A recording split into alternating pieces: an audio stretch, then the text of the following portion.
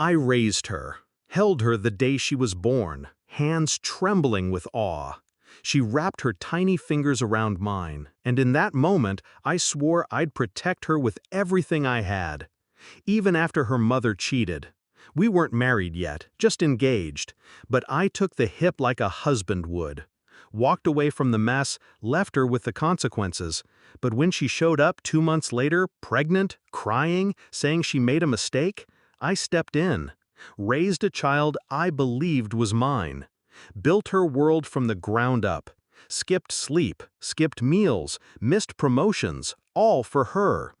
Every scraped knee, every school play, every heartbreak, I was there. Not him, me.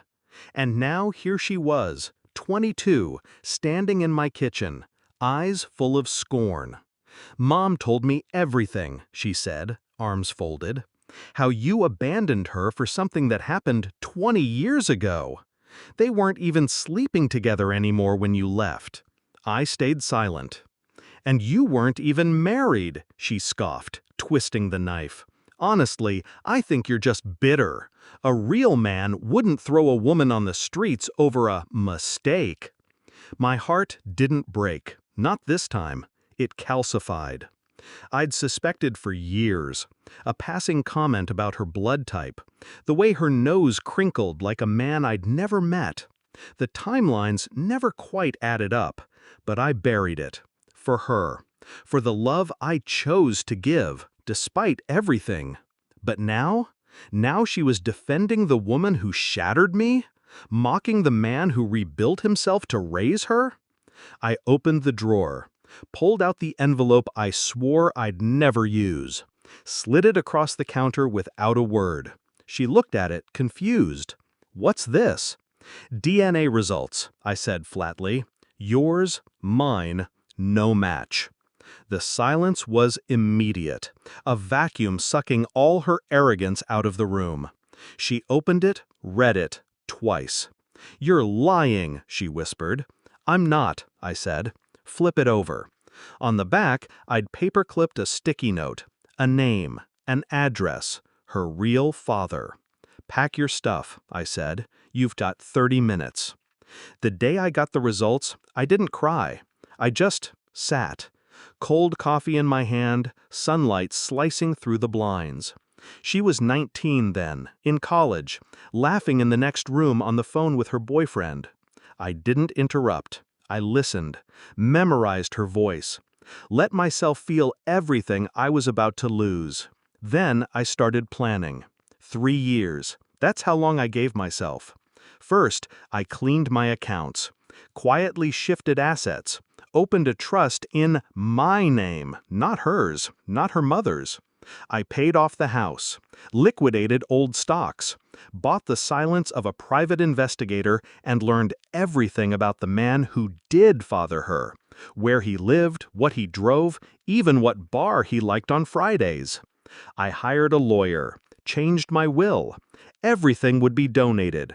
Cancer research, scholarships, things that mattered. Not betrayal, not bloodlines soaked in lies. Her mother tried to call once, 6 months ago, voicemail. "Can't we move on from this?" she said. "We were so young, I was scared."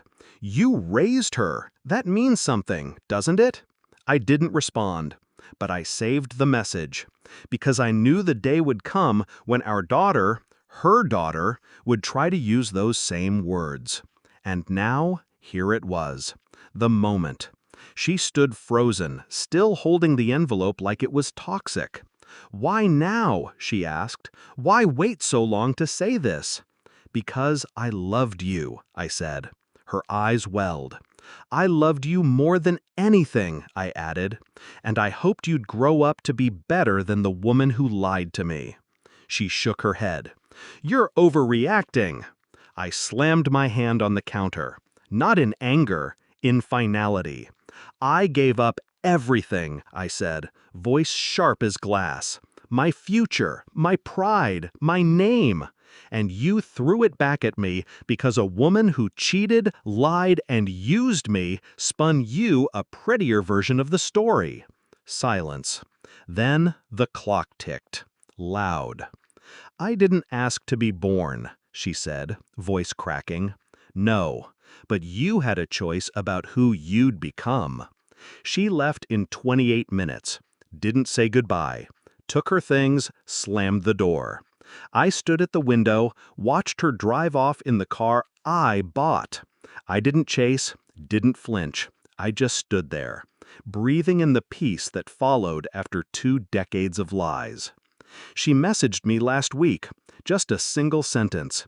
"He wants nothing to do with me." I didn't reply. She wasn't looking for a father. She was looking for a fallback. And I wasn't that anymore. Sometimes revenge isn't loud. It doesn't need yelling or chaos. Sometimes it's just a sealed envelope, sitting in a drawer, waiting for the right moment to shatter someone's illusion. I gave them both 20 years of my life. Then I gave them 30 minutes. And now I sleep just fine.